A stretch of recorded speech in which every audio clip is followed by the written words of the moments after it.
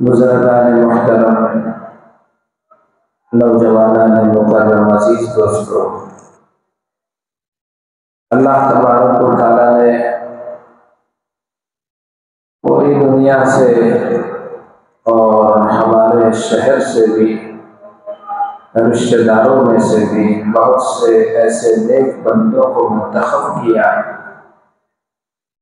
جن کو اس سال اپنے گھر پر حاضری دینے کی توفیق عطا فرمائی۔ یہ جانے والے حجاج اکرام پہلے مدینہ منورہ تشریف لے گئے۔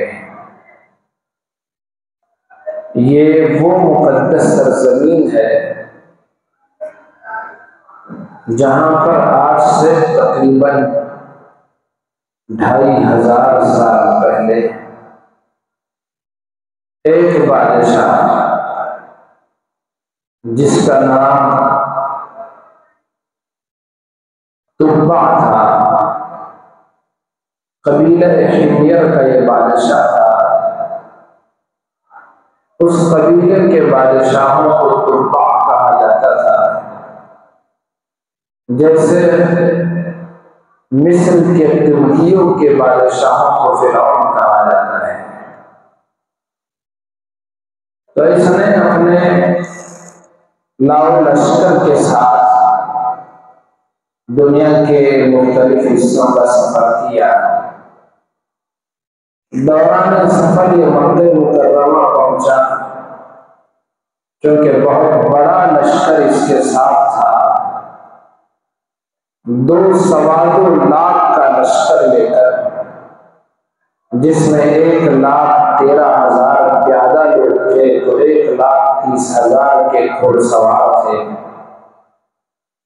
جس گاؤں میں پہنچتا تھا وہاں کے لوگ اس کی آؤ بھگت کرتے، استقبال کرتے۔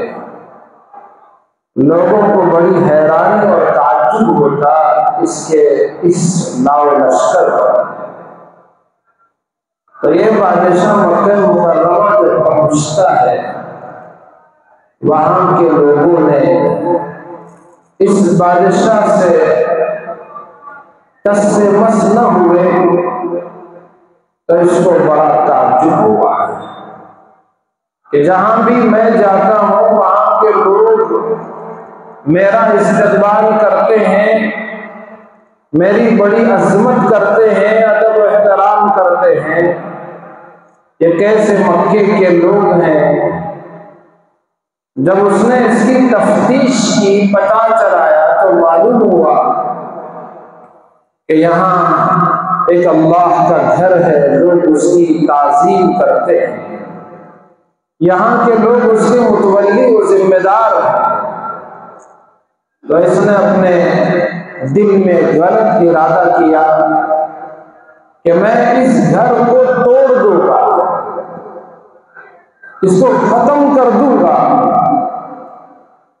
ابھی دل میں اس نے ارادہ کیا، ابھی اس کا اظہار بھی نہ کیا تھا۔ اللہ تبارک و تعالیٰ نے اسے ایسی بیماری لاحق فرما دی کہ اس کے کانوں سے، آنکھوں سے بدبو اور سڑن اور گندا پانی نکلنے لگا۔ اپنے اس قافلے کے ڈاکٹروں کو، طبیبوں کو، حکیموں کو اس نے بلایا، کوئی اس کا علاج نہ کر سکا۔ اللہ کی یہ قدرت ہے کہ واقعے کو اللہ نے قرآن میں بیان کیا۔ بسم اللہ الرحمن الرحیم، أَلَمْ تَرَ كَيْفَ فَعَلَ رَبُّكَ بِأَصْحَابِ الْفِيلِ أَلَمْ يَجْعَلْ كَيْدَهُمْ فِي تَضْلِيلٍ وَأَرْسَلَ عَلَيْهِمْ طَيْرًا أَبَابِيلَ تَرْمِيهِم بِحِجَارَةٍ مِّن سِجِّيلٍ فَجَعَلَهُمْ كَعَصْفٍ مَّأْكُولٍ۔ یمن کے ابرہہ کا واقعہ اللہ پاک نے اس میں ذکر کیا ہے، جس نے خانہ خدا کو ڈھانے کی نیت سے ہاتھیوں کے لشکر کو لے کر کعبۃ اللہ پر، مکہ مکرمہ پر چڑھائی کی تھی۔ اللہ تبارک و تعالیٰ نے ان مضبوط جسم والے ہاتھیوں کے مقابلے کے لیے آسمان سے چھوٹے چھوٹے پرندے جن کو ابابیل کہا جاتا ہے بھیج دیا۔ یہ چھوٹے سے پرندوں کا لشکر اپنے چونچوں میں اور پنجوں میں ٹھیکریاں اور کنکریاں لائی، آسمان سے جو یہ کنکریاں برسی تو یہ ان ہاتھیوں کے اس لشکر کے سینوں میں اور ہاتھیوں کے جسموں میں اترتے ہوئے زمین میں چلے گئے۔ اللہ پاک نے اس لشکر کو تباہ و برباد کر دیا اور اپنے گھر کی عظمت کی حفاظت فرمائی۔ تو اس نے جو ارادہ کیا تھا، اس کے کانوں سے، اس کے ناک سے، اس کی آنکھوں سے بدبو سڑن گندا پانی نکلنے لگا۔ حکیموں نے جواب دے دیا کہ یہ ہمارے بس کی بات نہیں ہے، ہم اس کا علاج نہیں کر سکتے۔ تو اس میں سے اس لشکر میں بہت بڑے علماء بھی تھے، وہ جس گاؤں میں بھی جاتا وہاں جو علم و فن رکھتے تھے ان کو اپنے ساتھ کر لیتا۔ تو ان علماء میں ایک عالم نے بادشاہ کے وزیر سے کہلا بھیجا کہ بادشاہ اگر مجھ سے اپنے دل کی بات اور بھید بتا دے تو ہو سکتا ہے میں علاج کر دوں۔ بادشاہ پر کے پاس جب یہ پیغام گیا تو اس پر راضی ہو گیا۔ بادشاہ طبہ، اس کا وزیر اور یہ عالم صاحب تینوں بیٹھے گفتگو کر رہے تھے۔ عالم نے پوچھا، بتاؤ بادشاہ جہاں پناہ، کیا آپ نے اس شہر اور اس شہر کے بارے میں کوئی آپ نے دل میں برا ارادہ کیا، نیت کی؟ بادشاہ نے مرتا کیا نہ کرتا سچ سچ بات بتا دی کہ جب مجھے اس گھر کی عظمت کا پتہ چلا اور یہاں کے لوگوں نے اس گھر کی وجہ سے میری خاطرداری نہ کی تو میں نے اس تابع کو ختم کرنے کا اپنے دل میں ارادہ کیا۔ تو اس عالم صاحب نے کہا کہ آپ فوراً توبہ کریں، ہو سکتا ہے کہ تمہاری توبہ قبول ہو جائے۔ یہ گھر کا وہ مالک ہے جو دلوں کے بھید کو بھی جانتا ہے، وہ تمہارے دل کی اس بری نیت سے واقف ہے، اس لیے تم توبہ کرو۔ تو جیسے ہی اس بادشاہ نے توبہ کی فوراً وہ اسی وقت صحیح ہو گیا، ٹھیک ہو گیا۔ تو اس نے اسی وقت ایمان بھی لایا کہ میں ابراہیم کے دین کو مان لیتا ہوں، ان کی ملت میں آتا ہوں، ان کے ایمان کو، ان کے دین کو قبول کر لیتا ہوں۔ پھر یہ قافلہ ہوتے ہوتے اس سرزمین پر پہنچا جہاں آج مدینہ منورہ آباد۔ اس وقت وہاں صرف ایک چشمہ تھا، پانی کا چشمہ، اس پر اس نے وہاں پڑاؤ ڈالا۔ وہاں پر اس کے پچھلی کتابوں کے علم رکھنے والے علماء جو اس لشکر میں موجود تھے، ان میں سے 400 علماء نے فیصلہ کیا اور بادشاہ سے گزارش کی، بادشاہ جہاں پناہ آپ ہم کو یہیں چھوڑ دیں، ہم یہیں رہ جائیں گے، آپ کے ساتھ آگے سفر نہیں کریں گے۔ بادشاہ نے پوچھا کیا بات ہے؟ علماء نے جواب دیا، بات یہ ہے کہ یہ وہ مقدس سرزمین ہے جہاں پر آخری نبی علیہ السلام کے آنے کی امید ہے۔ ہماری کتابوں میں جو آخری پیغمبر کی علامتیں بیان کی گئی ہیں، ان علامتوں میں وہ کھجوروں کی جھاڑیوں والا علاقہ جو ہم کو یہی لگتا ہے اور یہی وہ جگہ ہے جہاں آخری پیغمبر اپنے وطن کو چھوڑ کر ہجرت کر کے تشریف لے آئیں گے، اور مکہ اور مدینہ دین و ایمان کے پھیلنے کا سرچشمہ ہوں گے۔ ہم ان کی آمد کے استقبال میں یہی رک جائیں گے۔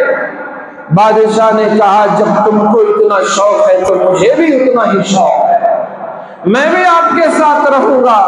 ایک دو دن، مہینہ، 2 مہینے نہیں بلکہ پورا سال بادشاہ نے وہاں پڑاؤ ڈالے رکھا، انتظار کرتا رہا کہ آج آخری نبی آئیں گے، کل آئیں گے، پرسوں آئیں گے، اب آئیں گے، تب آئیں گے۔ جب پورا 1 سال گزر چکا تو اس نے ان 400 علماء کے لیے مکانات بنا دیے، ان کو اسی جگہ آباد کر دیا کہ آپ یہیں رہیں، اور اس نے ان کو ایک خط لکھ کر اس نے دے دیا جس میں لکھا ہوا تھا کہ یہ تبع کی طرف سے محمد رسول اللہ صلی اللہ علیہ وسلم کے نام ہے۔ یا رسول اللہ، میں نے آپ پر ایمان لایا اور آپ کی کتاب قرآن مجید جو آپ کی کتاب ہوگی میں اس پر بھی ایمان لے آتا ہوں، اور میں آپ کے انتظار میں آیا ہوں۔ اگر آپ میرے زمانے میں آپ جب افروز ہو گئے تو میں آپ کی تصدیق کر لوں گا اور آپ کی اطاعت کر لوں گا، اور اگر میں دنیا سے رخصت ہو جاؤں بعد میں آپ تشریف لائیں تو قیامت کے دن آپ مجھے نہ بھولیے گا۔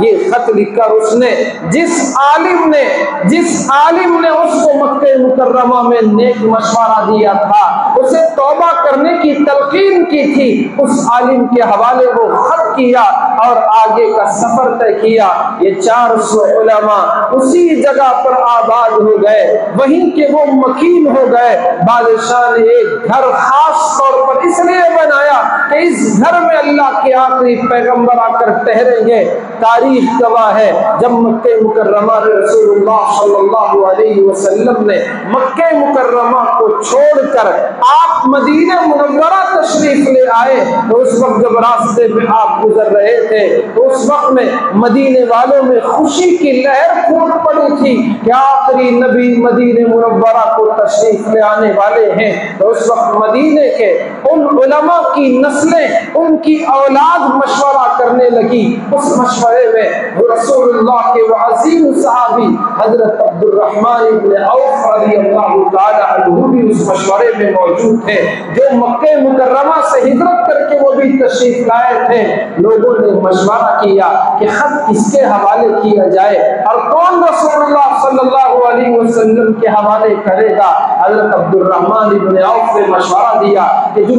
میں سب سے زیادہ امین ہو، بہتر ہو، اس کے حوالے وہ خط کر دیا جائے۔ ابو لیلہ انصاری رضی اللہ تعالی عنہ کا نام آیا، ان کے حوالے وہ مبارک خط ان کو دے دیا گیا جو 1000 سالوں سے انتظار کر رہا تھا، نسل در نسل چلے آ رہا تھا۔ اس خط کو انہوں نے حضرت ابو لیلہ انصاری کے حوالے کیا۔ ادھر رسول اکرم صلی اللہ علیہ وسلم مدینے کی طرف بڑھ رہے تھے، انہوں نے خط لے کر مکے کا راستہ اپنایا۔ راستے میں بنو سلیم کے قبیلے میں رسول اکرم صلی اللہ علیہ وسلم موجود تھے، کیونکہ ابو لیلہ انصاری نے نبی کو نہیں دیکھا تھا، وہ نہیں پہچان پائے۔ اللہ کے نبی کی نظر جیسے ابو لیلہ پر پڑی، آپ نے پکارا، اے ابو لیلہ ادھر آؤ۔ وہ تعجب میں پڑ گئے، حیران رہ گئے، میں تو ان کو نہیں جانتا، یہ میرا نام کیسے جانتے ہیں؟ اللہ کے نبی نے نام لے کر ابو لیلہ کو پکارا، اور جب وہ تعجب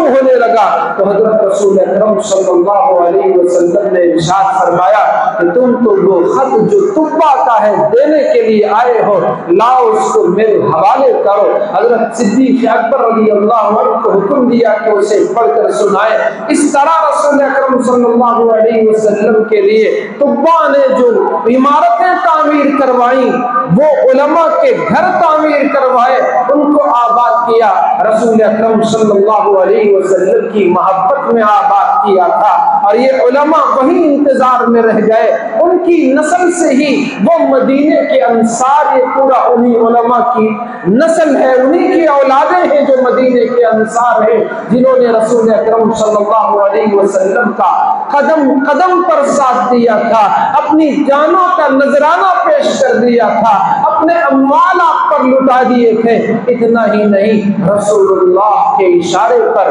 مکے سے آنے والے مسلمان بھائیوں کے لیے اپنے گھر اور زمینیں تک عطا کر دی۔ آقا علیہ السلام مدینے کی طرف بڑھ رہے ہیں، ہر انصاری کے دل میں یہی خواہش ہے، ان 400 علماء کے اولاد میں سے ہر ایک کے دل میں یہ خواہش ہے کہ آقا علیہ السلام ہمارے گھر کے مہمان بن جائے، ہمارے گھر پر آپ جلوہ افروز ہو جائیں، ہمارے غریب خانے میں حضور کے انوار و برکات آ جائیں۔ ہر کسی کے دل میں یہی خواہش، یہی تمنا اور آرزو تھی۔ اللہ کے نبی علیہ السلام نے ارشاد فرمایا کہ میری اونٹنی کو چھوڑ دو، اسے اللہ کی طرف سے حکم ہے، وہ جہاں رکے گی وہاں رسول اللہ کا مکان اور قیام ہوگا۔ اللہ کے نبی علیہ السلام کی اونٹنی آتے آتے ہر کوئی انتظار کر رہا ہے کہ میرے گھر کے سامنے بیٹھ جائے، میرے گھر کے سامنے بیٹھ جائے، میرے گھر میں آ جائے، ہر کسی کو انتظار ہے۔ وہ اونٹنی چونکہ اللہ کی طرف سے معمور تھی، اللہ کی طرف سے اسے حکم تھا، وہ سیدھے حضرت سیدنا ابو ایوب انصاری رضی اللہ تعالیٰ عنہ کے مکان کے پاس ٹھہر گئی۔ تو وہ اللہ کے نبی علیہ السلام نے وہاں قیام فرمایا۔ علماء نے بتایا یہ وہ مکان تھا جسے تبع بادشاہ نے خاص رسول اللہ صلی اللہ علیہ وسلم کے لیے بنایا۔ اور ابو ایوب انصاری رضی اللہ عنہ وہ اس عالم دین کی اولاد میں سے تھے جنہوں نے تبع کو نیک مشورہ دیا۔ یہ وہ مقدس سرزمین ہے مدینہ منورہ کی، جہاں کے بچوں نے حضور کا استقبال کیا۔ طلع البدر علینا من ثنیات الوداع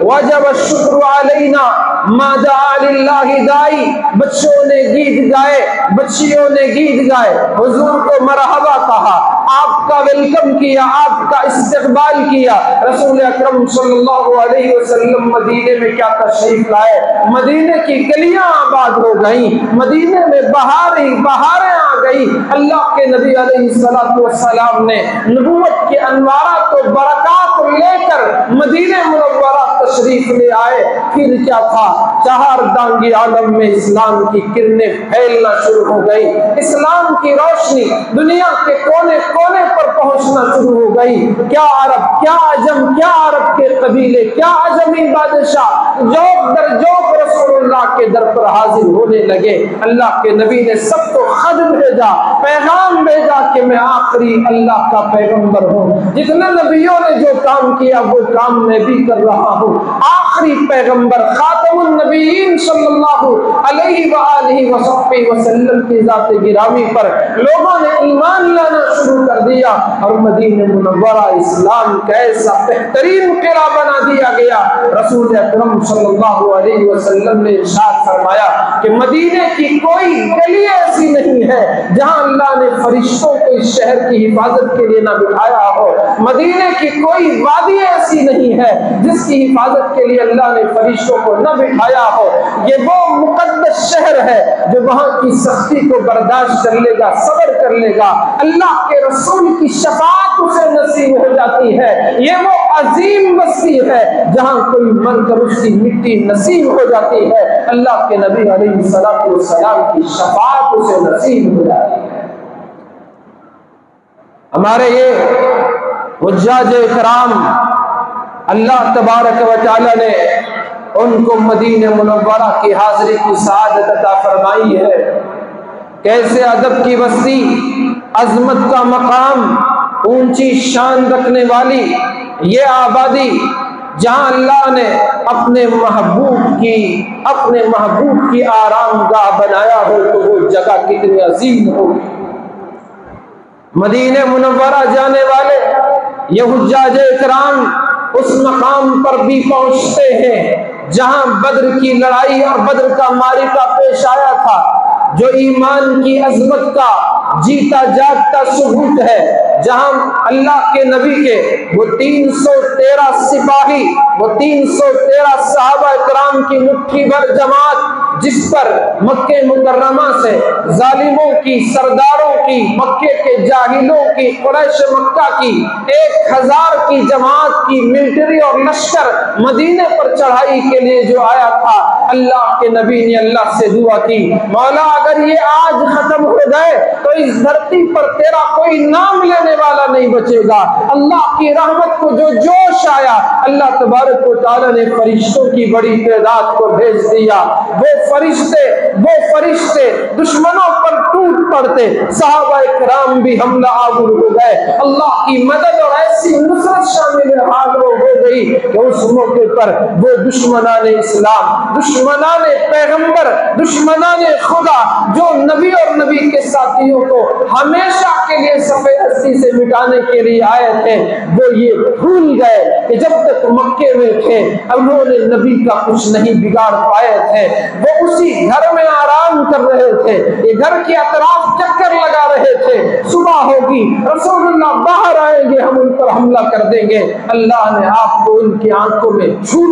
دھول جھونک کر آپ کو پوری حفاظت کے ساتھ مکہ مکرمہ سے آپ کو لیا اور مدینہ منورہ آپ تشریف لے آنے لگے، اور راستے میں آپ غار میں جو چھپے ہوئے تھے لوگوں نے غار کے منہ تک پہنچ کر بھی آپ کو نہیں پکڑ پائے تھے، اللہ نے آپ کو ایسی حفاظت کا پہرا دیا تھا، آپ کو ایسے محفوظ رکھا تھا، یہ دشمن بھول گئے کہ جس کی حفاظت وہ اللہ کی ذات کر رہی ہے، ہم اس سے مقابلہ کیسے کر سکتے ہیں، اس کو کیسے مٹا سکتے ہیں۔ یہ ایمان افروز معرکہ جو بدر میں پیش آیا تھا، جہاں اللہ کے نبی کو اللہ نے فتح مبین سے نوازا تھا اور خوشخبری سنائی تھی، اللہ کے نبی علیہ السلام فتح سے ہم کنار ہوئے تھے، وہیں سالم اور جابر ذلت و رسوائی کے کھائی میں گر گئے تھے، اس کے بعد پھر احد کا وہ معرکہ بھی پیش آیا جو احد کے پہاڑ کے بازو میں احد کے میدان میں پیش آیا، یہ جانے والے حجاج اکرام اس احد کے میدان پر بھی پہنچتے ہیں،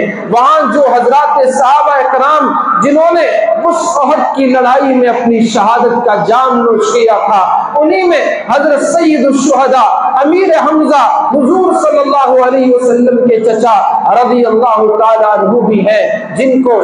ظالموں نے شہید کر دیا تھا، جن کے کان الگ کر دیے تھے، جن کی ناک کو کاٹا گیا تھا، جن کے اعضاء جدا جدا کیے گئے تھے، جن کے سر کو پھوڑ کر دماغ کو بھیجے کو نکالا گیا تھا، جن کا مسئلہ کیا گیا تھا، اللہ کے نام پر رسول اللہ کی ذات پر انہوں نے اپنی جان کا وہ نذرانہ پیش کیا، وہاں بھی یہ حجاج تشریف لے جاتے ہیں، اس عظیم غزوہ احد کو یاد کرتے ہیں جہاں کچھ صحابہ کرام نے اس گمان سے، پہلے تو صحابہ کرام اور دشمنوں کا جو مقابلہ ہوا، دشمن پسپا ہو گئے، وہ میدان چھوڑ کر بھاگ گئے، رسول اللہ صلی اللہ علیہ وسلم نے احد کی پہاڑی کے ایک ایسی جگہ جہاں سے دشمن حملہ آور ہو سکتا تھا، چند صحابہ کرام کو اس کی حفاظت کے لیے کھڑا کر دیا تھا کہ جب تک میں نہ کہوں یہاں سے اتر کے یہاں سے واپس پلٹ کے نہ آنا، لیکن صحابہ کرام نے جب یہ منظر دیکھا کہ دشمن پسپا ہو گیا ہے، اس کی ہار ہو گئی ہے، وہ بھاگ کھڑا ہے، اب تو مال غنیمت کو حاصل کرنا ہے، اب تو اللہ کے نبی کا جو حکم تھا وہ غزوے کے معرکے کے جنگ کے موقع کے لیے تھا، اب تو جنگ ختم ہو چکی ہے، لوگ بھاگ چکے ہیں، ایسے میں یہ حکم نہیں ہے، وہاں سے کچھ لوگ نیچے اتر آئے، جیسے ہی وہاں سے نیچے اتر آئے خالد بن ولید جو بعد میں مسلمان ہوئے، ابھی تک مسلمان نہیں ہوئے تھے، انہوں نے اس جگہ کو خالی پایا، جیسے ہی وہ جگہ خالی انہوں نے دیکھی تو وہاں سے مکے کے لوگوں کو لے کر چڑھائی کر دی اور صحابہ کرام رضوان اللہ علیہ مجمعین پر حملہ آور ہوئے، اور مکے والوں نے دشمنوں نے یہ افواہ پھیلا دی کہ نعوذ باللہ ثم نعوذ باللہ محمد صلی اللہ علیہ وسلم بھی شہید ہو چکے ہیں۔ صحابہ میں یہ جو خبر پھیلی، صحابہ اتر بتر ہو گئے، ادھر ادھر ہو گئے، بکھر گئے، کوئی ادھر چلے گئے، کوئی ادھر چلے گئے، کوئی کفے افسوس ملتے رہ گئے کہ ہم رسول اللہ صلی اللہ علیہ وسلم کے بغیر اب کیسے جی سکیں گے، کیسے ہمارا گزارا ہو سکے گا۔ ادھر رسول اکرم صلی اللہ علیہ وسلم کے دندان مبارک شہید ہو چکے تھے، اللہ کے نبی علیہ السلام کے ساتھ کچھ صحابہ ایسے ڈٹے رہے، انہوں نے اپنی جانوں کی پرواہ نہ کی، رسول اللہ کی طرف کوئی تیر آتا، آپ وہ صحابہ، وہ جانثار صحابہ، وہ جان کی قربانی دینے والے صحابہ اکرام ہماری طرح باتوں کے نہیں تھے، وہ کام کے صحابہ تھے۔ ہم تو نعرے بلند کرتے ہیں کہ نبی کے نام پر ہم جان قربان کر دیں گے، نبی کا دامن ہم نہیں چھوڑیں گے، لیکن افسوس صد افسوس صرف ہماری یہ زبانی جمع خرچ ہے۔ پوچھیں رسول اللہ کے ان جانثاروں سے کہ نبی سے محبت کیسے کی جاتی ہے۔ ادھر سے دشمن کا تیر آتا، حضور تک پہنچنے سے پہلے کسی صحابی کا سینہ سامنے ہوتا، وہ اس تیر کو اپنے سینے میں چبو لیتے اور اللہ کے نبی علیہ السلام کی پہرے داری میں کوئی کسر انہوں نے نہیں چھوڑی، اور اس طرح کا یہ مقابلہ ہوا۔ اس کو یہ بھی نہیں کہا جا سکتا کہ اس میں مسلمان شکست کھا گئے، یہ بھی نہیں کہا جا سکتا کہ کافر شکست کھا گئے، بلکہ بین بین کی لڑائی تھی۔ بلاخر غلبہ مسلمانوں نے پایا، اور دشمن وہ کامیابی حاصل کیے بغیر، مکمل فتح حاصل کیے بغیر وہ اس جنگ کے میدان کو پھر سے چھوڑ کر جانے پر مجبور ہو گئے۔ یہ جانے والے صحابہ کرام، یہ حجاج کرام صحابہ کرام کے اس معرکہ احد کے شہادت پانے والے معززین شہداء جن کے بارے میں قرآن کہتا ہے وَلَا تَقُولُوا لِمَن يُقْتَلُ فِي سَبِيلِ اللَّهِ أَمْوَاتٌ، جو لوگ اللہ کے راہ میں شہید کر دیے گئے آپ ان کو مردہ نہ کہو، وہ تو اللہ کے یہاں زندہ ہے، اللہ کی طرف سے ان کو رزق پہنچایا جاتا ہے۔ شہید زندہ ہوتا ہے، اسے وہ موت جو دنیا کی نظروں میں آتی ہے اس کی وجہ سے اس کو مردہ نہیں کہا جا سکتا۔ تو ان صحابہ کرام کے اس مقدس سرزمین پر، اس مقدس قبرستان پر جو شہداء کا ہے، وہاں بھی یہ حاجی پہنچتے ہیں، دعا کرتے ہیں، دعا کا اہتمام کرتے ہیں۔ یہی وہ مقدس سرزمین مدینہ منورہ کی ہے، سب سے بڑھ کر جہاں اللہ کے نبی کی مسجد ہے۔ رسول اکرم صلی اللہ علیہ وسلم نے ان 2 یتیم بچوں کی زمین خرید کر وہاں مسجد بنائی تھی۔ اس مسجد میں نماز دنیا کی دیگر مسجدوں کے مقابلے میں ایک حدیث میں آیا 1000 درجے زیادہ ثواب، بعض میں آیا 25 درجے زیادہ ثواب، اور ایک حدیث میں آیا کہ 50,000 درجے زیادہ ثواب رکھتی ہے۔ مکہ مکرمہ کی مسجد حرام کے بعد اگر کسی مسجد کی فضیلت ہے تو میرے اور آپ کی آقا جناب محمد رسول اللہ صلی اللہ علیہ وسلم کی عظیم مسجد ہے مسجد نبوی۔ حضور علیہ السلام نے ارشاد فرمایا جو میری مسجد میں یعنی مسجد نبوی میں 40 نمازیں اہتمام کے ساتھ ادا کر لے گا، درمیان میں کوئی نماز نہیں چھوڑے گا،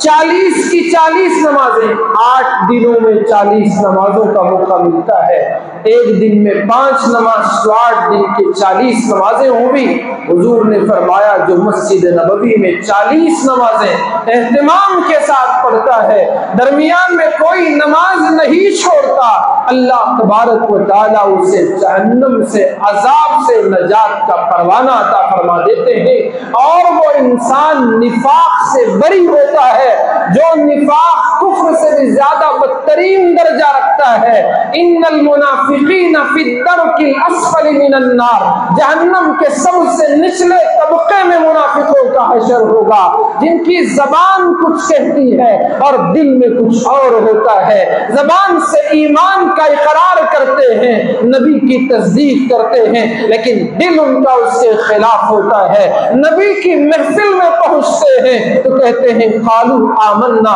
ہم بھی ان کی طرح ایمان لے آئے ہیں اور مسلمانوں کی طرح ہم بھی مسلمان ہیں۔ وَإِذَا خَلَوْا إِلَىٰ شَيَاطِينِهِمْ، جب وہ اپنے شیاطین سرداروں کے پاس جاتے ہیں، اپنے ایجنٹوں کے پاس جاتے ہیں، کہتے ہیں اِنَّا مَعَكُمْ، ہم تو تمہارے ساتھ ہیں، تمہارا ہمارا ساتھ تو کبھی نہیں چھوٹتا۔ انما نحن مستہزئون، ہم تو صرف مسلمانوں کا مذاق اڑا رہے تھے کہ ہم تمہارے ساتھ ہیں کہہ کر ان کا مذاق اڑا رہے تھے، ورنہ تو ہمارے دل تمہارے ساتھ ہیں۔ یہ جو منافقین ہیں، یہ منافقوں کی نشانی حضور نے بتائی کہ منافق کی 3 نشانیاں ہیں۔ جب وہ منہ کھولے گا، بات کرے گا تو جھوٹ بولے گا، وعدہ کرے گا تو اس کے خلاف کرے گا، اور جب کسی سے جھگڑے کی نوبت آئے تو زبان پر گالن گلوچ اس سے ہوگی۔ آج صبح ہی گوشت خریدتے ہوئے صبح 8:30-9 بجے کے آس پاس میں دکاندار، جو گوشت کی دکان کا مالک،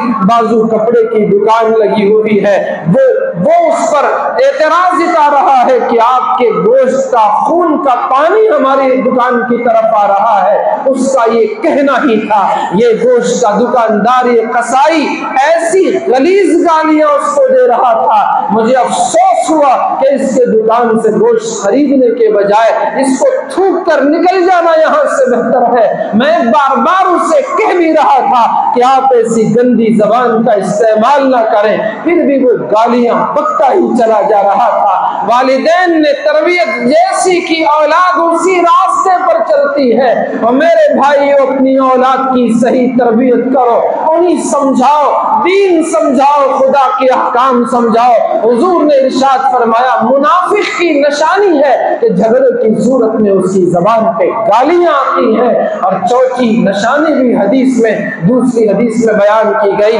کہ اگر اس کے پاس کوئی امانت رکھی جائے تو وہ اس میں خیانت کرتا ہے۔ آج کتنے مسلمان ایسے ہیں جو اس قابل ہیں کہ ان کے پاس امانتیں رکھی جائیں، جو اس قابل ہیں کہ ان پر اعتماد کیا جائے، جن پر بھروسہ کیا جا سکے۔ آج بھائی کو بھائی پر بھروسہ نہیں ہے، آج بہن کو بہن پر بھروسہ نہیں ہے۔ حد یہ ہو گئی والدین کو اولاد پر بھروسہ نہ رہا، اولاد کو والدین پر سے بھروسہ اٹھتا جا رہا ہے۔ آپ نے چند ہی دنوں پہلے ایک بدبخت نوجوان کا ویڈیو دیکھا ہوگا جس نے اپنے باپ کو مارا، اور اتنا مارا کہ وہ خون سے لہو لہان ہو گیا۔ ایسی حالت میں جب اس کو ہاسپٹل میں ایڈمٹ کیا گیا تو وہ دل برداشتہ ہوا، وہ برداشت نہ کر سکا کہ اولاد صرف اس لیے باپ کو مار رہی ہے کہ اس نے اپنے بیٹے پر فیکٹری کے کاغذ نہیں کرائے تھے، اس کے نام پر اپنی فیکٹری نہیں لکھ کر دی تھی،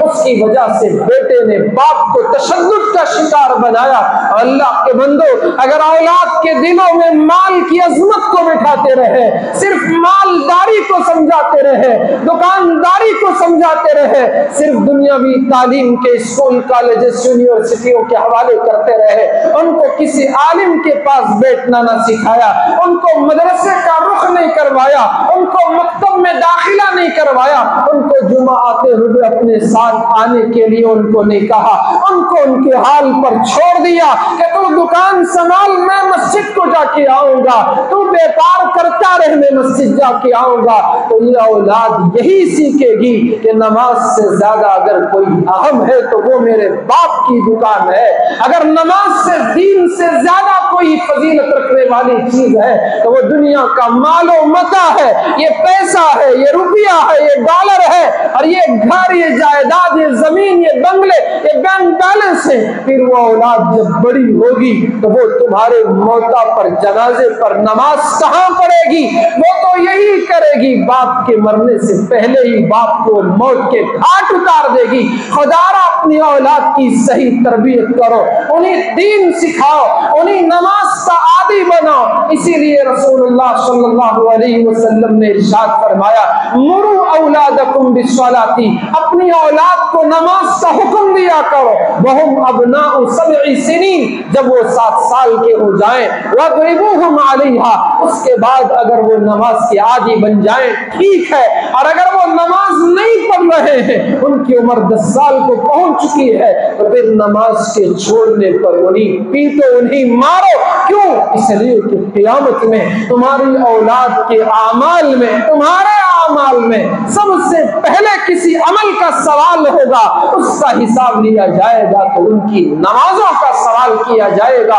ان کی نماز کا حساب لیا جائے گا۔ نماز درست نکل آئی تو پھر آگے کے اعمال بھی درست نکل سکتے ہیں، اور اگر نماز میں کوتاہی رہ گئی، غفلت رہ گئی، تو باقی اعمال کا بھی یہی انجام ہوگا۔ پھر کیا ہوگا؟ جہنم کی دہکتی ہوئی آگ میں تم کو اور تمہاری اولاد کو پھینک دیا جائے گا۔ اس لیے اپنے اولاد کی صحیح تعلیم و تربیت کا انتظام کرو۔ یا ایھا الذین آمنوا قوا انفسکم واہلیکم نارا، مومنوں خود کو بھی جہنم کی آگ سے بچاؤ، اپنی اولاد کو، اہل و عیال کو، گھر والوں کو بھی، اپنے ماتحتوں کو بھی جہنم کی آگ سے بچانے کی فکر کرو۔ وقودها الناس والحجارہ، جس کا ایندھن لوگ ہی ہوں گے، جس کا ایندھن پتھر ہوں گے، اس آگ سے اپنے آپ کو بچانے کی فکر کرو۔ اپنی اولاد سے تمہیں گر محبت ہے تو اولاد کو بھی بچانے کی فکر کرو۔ تو میں یہ عرض کر رہا تھا، بات کہیں سے کہیں نکل گئی۔ مدینہ منورہ میں وہ عظیم مسجد نبوی، رسول اکرم صلی اللہ علیہ وسلم نے ارشاد فرمایا 40 نمازیں اہتمام کے ساتھ میری مسجد یعنی مسجد نبوی میں جو مسلمان پڑھے گا، اللہ اس کو جہنم کے عذاب سے محفوظ رکھے گا اور وہ نفاق سے بری ہوگا، وہ منافقوں میں اس کا شمار نہ ہوگا۔ یہ وہ عظیم مسجد ہے جس مسجد کے ممبر اور حضور کے حجرے کے درمیان کی جگہ کو حضور نے فرمایا ما بین بیتی و ممبری، ما بین ممبری و بیتی روضۃ من ریاض الجنہ، کما قال علیہ السلام، میرے حجرے،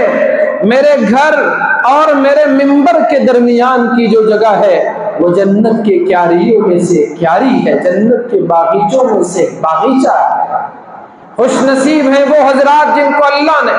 مدینہ منورہ حاضری کی توفیق دی، وہ مدینہ منورہ گئے اور جنت کے حصے پر پہنچنے کی سعادت پاتے ہیں۔ اور اسی سے متصل وہ عظیم چبوترا بھی ہے، وہ صفہ، وہ جگہ بھی ہے جہاں صحابہ کرام کی وہ مقدس جماعت جن کو اصحاب صفہ کہتے ہیں، بیٹھ کر رسول اللہ سے آیتیں سیکھا کرتے تھے، احکام معلوم کیا کرتے تھے، احادیث یاد کیا کرتے تھے، مسائل سیکھا کرتے تھے۔ یہ جانے والے حجاج کرام اس جگہ پر بھی حاضری دیتے ہیں۔ اور اسی مسجد سے متصل وہ جنت البقیع کا وہ عظیم قبرستان ہے جسے رسول اکرم صلی اللہ علیہ وسلم نے وہاں کے مدفون لوگوں کے حق میں شفاعت کرنے کا آپ نے اعلان فرمایا ہے۔ خوش نصیب ہیں وہاں تدفین پانے والے، دفن ہونے والے مسلمان جہاں انہیں 10,000 صحابہ کرام کا پڑوس نصیب ہوتا ہے،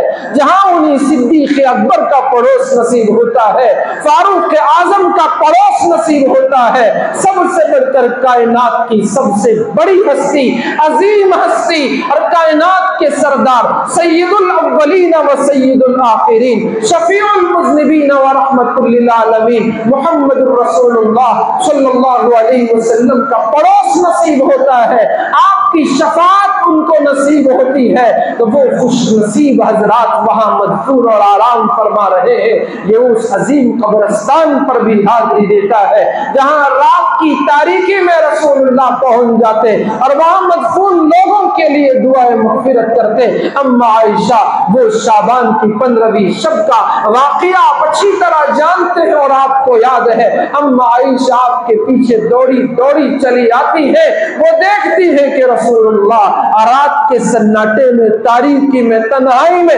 کھڑے کھڑے اپنے رب سے اپنے مرحومین کے حق میں مغفرت کی دعائیں مانگ رہے ہیں، اپنی امت کے حق میں مغفرت کی دعائیں مانگ رہے ہیں۔ وہ عظیم قبرستان پر بھی حاجی اور معتمر مدینہ منورہ میں جائے گا، اور سب سے بڑھ کر اسے اگر کسی چیز کا سب سے بڑا اسے نفع ہوگا، فائدہ ہوگا، اللہ کے نبی کے روضہ اقدس پر حاضری کا موقع ملے گا۔ یہ وہ عظیم دربار ہے، یہ وہ عظمت والی سرکار ہے، یہ ایسا گوہر بار مقام ہے۔ اللہ تبارک و تعالیٰ نے اس مقام کو یہ عظیم فضیلت دی، اس مٹی کو ایسی اونچی شان عطا فرمائی جو اللہ تبارک و تعالیٰ نے مکہ مکرمہ کو نہ دی، ایسی عظیم فضیلت دی کہ اس مٹی سے لگا ہوا اپنے محبوب کا جسم رکھ دیا ہے۔ آپ اپنی قبر اطہر میں، آپ اپنے روزے مبارک میں حیات ہیں، زندہ ہیں۔ اللہ کے نبی علیہ السلام کا کوئی غلام آپ پر سلام عرض کرتا ہے، آپ پر سلام بھیجتا ہے، اللہ نے فرشتوں کو مقرر کر دیا ہے، یہ فرشتے اللہ کے نبی کی خدمت میں پہنچتے ہیں، وہاں پہنچ کر ہماری طرف سے ہم نے سلام کیا، ہم نے درود پڑھا، یہ فرشتہ جا کے عرض کرتا ہے فلاں کے بیٹے فلاں نے آپ پر یا رسول اللہ درود بھیجا ہے، سلام بھیجا ہے۔ تو اس طرح سے یہ متعین و مقرر فرشتے ہمارا نام لے کر، ہمارے باپ کے نام کے ساتھ نام لے کر رسول اللہ کے دربار میں ہمارا سلام عرض کرتے ہیں۔ اور میرے بھائیوں، رسول اللہ کی زیارت کرنا، آپ کے روز اقدس پر حاضری دینا، اللہ کی عزت و جلالت کی قسم دنیا میں ایک غلام کے لیے اس سے زیادہ سعادت کی کوئی بات نہیں ہو سکتی کہ وہ اپنے آقا کے دربار میں پہنچ جائے۔ ایک امتی کے لیے اس سے بڑی نیک بختی کی کوئی بات نہیں ہو سکتی ہے کہ وہ اپنے رسول کے سامنے کھڑا ہو جائے۔ اللہ کی عزت و جلالت کی قسم، اللہ تبارک و تعالیٰ ان خوش نصیبوں کو یہ موقع عطا کیا ہے۔ ہمارے کولار کے، کرناٹک کے، ملک بھر کے، دنیا بھر کے حجاج اکرام جو اس وقت مدینہ منورہ میں ہیں، یقیناً بڑی سعادت کے حامل ہیں، وہ عظیم دربار میں پہنچ رہے ہیں، تو وہاں کی عظمتوں کا خیال رکھا جائے، اس مقام کا ادب و احترام کا لحاظ کیا جائے۔ حضرت امام مالک رحمۃ اللہ علیہ سے ابو منصور بادشاہ نے مناظرہ کیا مسجد نبوی میں، باتوں میں ابو منصور کی آواز بلند ہو گئی، اس کی آواز تھوڑی کیا اونچی ہو گئی، وہ عظمتوں والا مقام تھا۔ امام مالک نے اس بادشاہ کو ڈانٹ دیا، امیر المومنین، او بادشاہ جہاں پناہ، آپ اپنی آواز کو دھیمی کر لیں، آپ رسول اللہ کے دربار میں ان کی مسجد میں اپنی آواز کو بلند کر رہے ہیں۔ سنو، یہ وہ عظمت والا دربار ہے، اللہ نے یہاں ایک جماعت کو ادب سکھایا ہے جنہوں نے اپنی آواز کو رسول اللہ کے سامنے بلند کر دیا تھا۔ آسمان سے اللہ نے جبرائیل کو بھیج دیا تھا، جاؤ جبرائیل، کیا ہو رہا ہے میرے نبی کے دربار میں، میرے محبوب کے دربار میں، جاؤ ان صحابہ کی جماعت سے کہہ آؤ یہ میرے محبوب کا دربار ہے، یہاں آواز بلند ہوتی ہے تو ہم عمر کو بھی برداشت نہیں کرتے، یہ وہ دربار ہے جہاں آواز بلند ہو جائے تو ہم صحابہ کو بھی ادب سکھاتے ہیں، جبرائیل جاؤ انہیں ادب سکھا کے آؤ۔ جبرائیل حاضر خدمت پیغمبر اقدس ہوتے ہیں، قرآن کی آیتیں لے کر اترتے ہیں اور آ کر سناتے ہیں، محبوب خدا نے آپ کو سلام بھیجا ہے، اور یہ آیتیں رہتی دنیا تک کے لیے اللہ نے بھیج دیا ہے۔ یا ایھا الذین آمنو، اے مومنو، لا ترفعوا اصواتکم، تم اپنی آوازوں کو اونچی نہ کرو، فوق صوت النبی، اپنے نبی کی آواز کے سامنے ان کی آواز پر اپنی آواز کو اونچی نہ کرو، اگر تم آواز اونچی کرو گے کیا ہوگا؟ ان تحبط اعمالکم وانتم لا تشعرون، اگر محبوب کی آواز پر آواز بلند کرو گے، زور سے یہاں گفتگو کرو گے، آواز بلند کرو گے، اونچی کر دو گے، کیا ہوگا؟ قرآن کہتا ہے، اللہ ہم سب کی اور پوری دنیا سے جانے والے حجاج کی حفاظت فرمائے۔ اللہ فرماتے ہیں ان تحبط اعمالکم وانتم لا تشعرون، یہ ہوگا کہ تمہاری زندگی کے سارے کیے کرائے اعمال ضائع ہو جائیں گے، تمہاری نیکیاں برباد ہو جائیں گی، اکارت چلی جائیں گی، اور تمہیں اس کا شعور اور احساس بھی نہ ہوگا۔ یہ وہ عظیم عظمتوں والا، ادب و احترام والا دربار ہے، ایسا عظیم دربار ہے۔ میں عرض کر رہا تھا، حضرت امام مالک نے اس ابو منصور سے کہا کہ ایک جماعت کو اللہ نے ادب سکھایا ہے اور ایک جماعت کی اللہ پاک نے تعریف کی ہے، جو لوگ اپنی آواز کو رسول اللہ کے سامنے پست رکھتے ہیں، دھیمی رکھتے ہیں۔ ان الذين يغضون اصواتهم عند رسول الله اولئك الذين امتحن الله قلوبهم للتقوى، اللہ پاک نے ان کی مغفرت، ان کے لیے اجر عظیم کا وعدہ کیا ہے، جن کے دلوں کو اللہ نے آزما لیا ہے اور وہ لوگ اپنے محبوب کے سامنے اپنی آواز کو پست رکھتے ہیں، نیچی رکھتے ہیں، دھیمی رکھتے ہیں۔ اور ایک جماعت کی اللہ نے مذمت کی ہے، کچھ لوگ حضور کو آپ کے حجر مبارکہ کے باہر سے آواز دیتے تھے، اللہ نے جبرائیل کو بھیج دیا، یہ تو بے وقوف لوگ، ان الذين ينادونك من وراء الحجرات اکثرهم لا يعقلون۔ میرے محبوب جو آپ کو آپ کے کمرے سے باہر، حجر مبارکہ کے باہر سے آواز دیتے ہیں، پکارتے ہیں، اکثرهم لا يعقلون، ان میں سے اکثر تو نادان۔ تو جو بھی آدمی مسجد نبوی میں حضور کے دربار کے سامنے اپنی آواز کو بلند کرتا ہے، قرآن کہتا ہے کہ وہ لا یعقل ہے، بے وقوف ہے، نادان ہے۔ وہ تو عظمت کی جگہ ہے،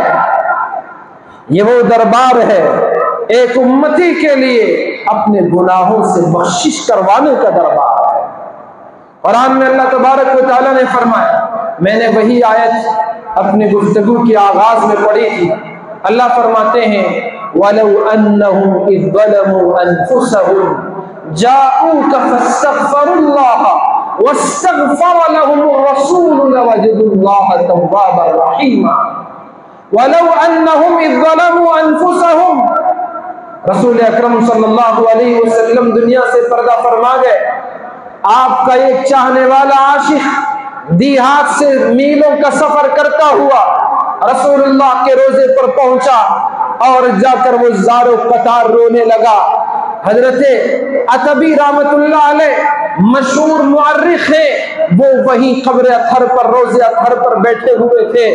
وہ اس دیہاتی کو دیکھ رہے تھے۔ وہ دیہاتی رسول اللہ کے روضے پر آیا اور آ کر رسول اللہ صلی اللہ علیہ وسلم سے اپنا دکھڑا سنانے لگا اور کہنے لگا، جتنے لوگ زمین میں مدفون ہیں سب سے بہتر آپ ہیں، یہی وہ جگہ ہے جہاں سخاوت بھی ہے، یہی وہ جگہ ہے جہاں سے اللہ تبارک و تعالیٰ نے یہ حکم دیا ہے کہ آپ کے امتی میرے بندے وہ آپ کے روزے پر آپ کے پاس آپ کی حیات میں آ جائیں اور حیات میں آ کر وہ اپنے گناہوں کی معافی مانگیں اور آپ بھی ان کے لیے مغفرت کریں۔ اللہ تبارک و تعالیٰ کو وہ تواب پائیں گے، رحیم پائیں گے۔ یہ آیت اصل میں منافقوں کے بارے میں نازل ہوئی تھی۔ منافقوں نے جو اس وقت میں کعب بن اشرف کے پاس وہ گئے تھے، اپنے معاملے میں فیصلہ کروانے کے لیے گئے تھے، اللہ تبارک و تعالیٰ نے آیت نازل کی، ان منافقوں سے، یہودیوں سے یہ غلطی ہو چکی ہے،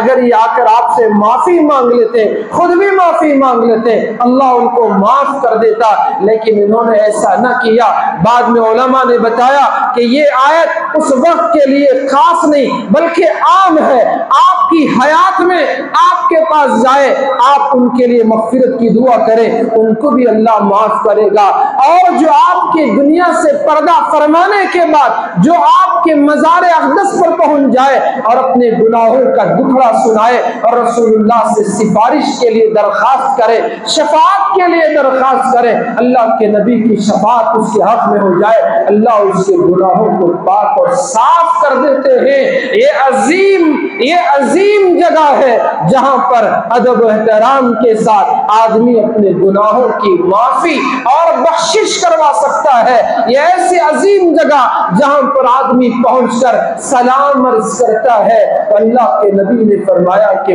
میں خود سلام کرنے والے کے سلام کو سنتا ہوں، اللہ میری روح کو ایسا بنا دیتا ہے کہ میں اس کے سلام کو سنتا ہوں اور اس کے سلام کا جواب دیتا ہوں۔ اللہ کے نبی علیہ السلام نے ارشاد فرمایا کہ اے صحابہ، جمعہ کا وہ عظیم دن ہے جس میں اللہ تبارک و تعالیٰ نے یہ تمہارے دنوں میں سب سے افضل اس دن کو قرار دیا ہے، اس دن میں تم کثرت سے مجھ پر درود پڑھو، کیونکہ اسی دن میں اللہ نے آدم کو پیدا کیا ہے۔ جب پہلی سور پھونکی جائے گی یہی دن ہوگا، دوسری سور پھونکی جائے گی یہی جمعہ کا دن ہوگا، یہ بڑی عظمت والا دن ہے، اس لیے مجھ پر کثرت سے درود پڑھو۔ اور اللہ کے بندے بندو جمعہ کے دن کثرت سے درود کا اہتمام کرنا چاہیے۔ تو ایک صحابی نے عرض کیا یا رسول اللہ آپ پر سلام عرض کریں گے تو آپ اس وقت دنیا سے رخصت ہو چکے ہوں گے، تو پھر آپ پر سلام پڑھنے کا کیا فائدہ ہے؟ وہ یہ سمجھ رہے تھے جیسے اور لوگوں کی ہڈیاں رہ جاتی ہیں، جسم کا گوشت سب ختم ہو جاتا ہے، تو اسی طرح آپ کا بھی ہو چکا ہوگا، پھر آپ کیسے جواب دیں گے؟ اللہ کے نبی علیہ السلام نے ارشاد فرمایا ان اللہ لحرم علی الارض ان تاکل اجساد الانبیاء، حضور نے ارشاد فرمایا بے شک اللہ زمین پر یہ حرام کر دیا ہے کہ وہ انبیاء کے جسموں کو کھا سکے۔ انبیاء اکرام اپنی قبروں میں حیات ہوتے ہیں، زندہ ہوتے ہیں۔ ایک دوسری حدیث میں حضرت انس فرماتے ہیں کہ حضور نے ارشاد فرمایا کہ انبیاء اپنے قبور میں باحیات ہیں، یصلون، وہ نماز پڑھتے رہتے ہیں، اپنی قبروں میں وہ حیات ہیں۔ مدینہ منورہ میں قحط آیا، لوگوں نے قحط سالی کی شکایت امی عائشہ سے کی۔ امی جان نے فرمایا کہ حضور کے روزے سے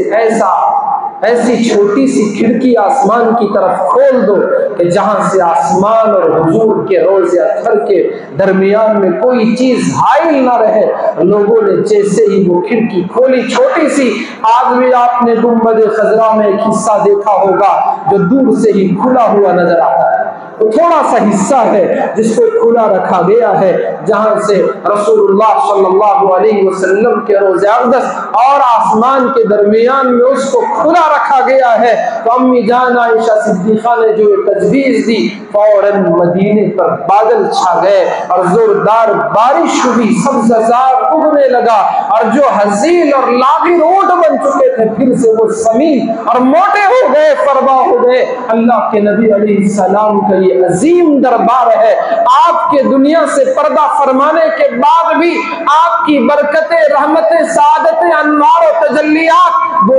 یہ جانے والے امتی وہاں سے حاصل کرتے ہیں۔ یہ امتی مجھے افسوس کے ساتھ کہنا پڑ رہا ہے، جو اتنا عظیم دربار ہے وہاں جا کر بھی آدمی بات کرتا ہے، وہاں جا کر بھی آدمی وہ سلام پڑھنے کے بجائے، سلام عرض کرنے کے بجائے، اپنے گناہوں کی بخشش کروانے کے بجائے فون اٹھا کر سیلفی لینے میں وہ اپنا وقت ضائع کر رہا ہے۔ وہ اس عظیم موقع پر لائیو لوگوں کو فیس بک پر اور نہ جانے کس پر لائیو لوگوں کو دکھانا چاہتا ہے کہ میں سنہری جالیوں کے سامنے کھڑا ہوں، اور اللہ کے بندے تو رسول اللہ کے سامنے لائیو ہے، کیوں تو ایسا کر رہا ہے کہ تو اپنے دوستوں کو دکھا رہا ہے؟ وہ منظر لائیو دکھانے کے لیے مکہ مدینے والوں نے ٹیلی ویژن بھی رکھی ہے، ساری دنیا کے لوگ ہمیشہ ہر وقت مکہ مکرمہ اور مدینہ منورہ، مسجد نبوی اور مسجد حرام کو لائیو دیکھ سکتے ہیں۔ تجھے کیا پڑی ہے یہ ڈیوٹی تو کیوں کر رہا ہے؟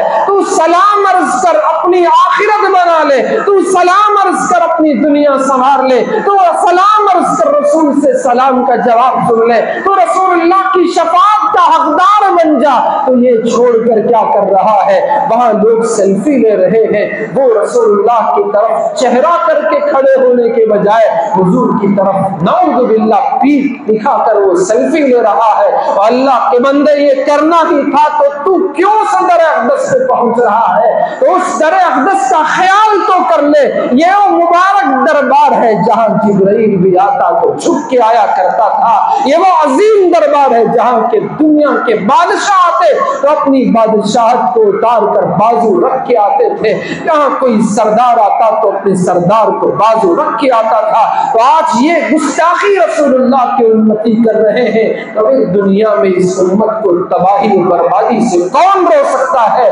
کون اس کو ظلم و ستم کا شکار ہونے سے روک سکتا ہے؟ یہ ذلت و رسوائی کے جو کھڈوں میں ہم گر رہے ہیں وہ اسی وجہ سے ہے کہ ہم نے رسول اللہ کے دربار کے ادب و احترام کا لحاظ چھوڑ دیا ہے۔ اللہ تبارک و تعالی ہم کو سمجھنے کی توفیق عطا فرمائے۔ خوش نصیب حجاج کرام جو اس جگہ کی عظمت اور ادب و احترام کرتے ہیں، اللہ تبارک و تعالی ان کی زیارت کو قبول فرمائے۔ آمین ثم آمین، وآخر دعوانا ان الحمد للہ رب العالمین۔